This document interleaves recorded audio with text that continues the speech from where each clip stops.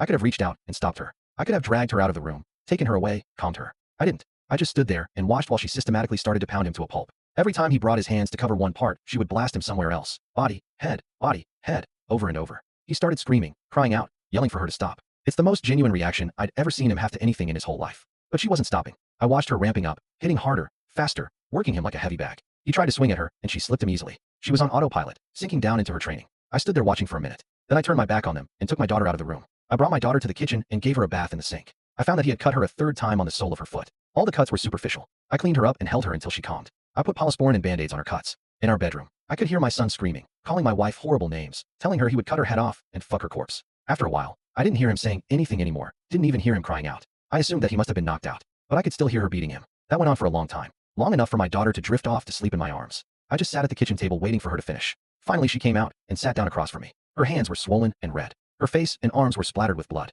Her chest was heaving. We just stared at each other without saying anything. After a while, I asked her, "Is he dead?"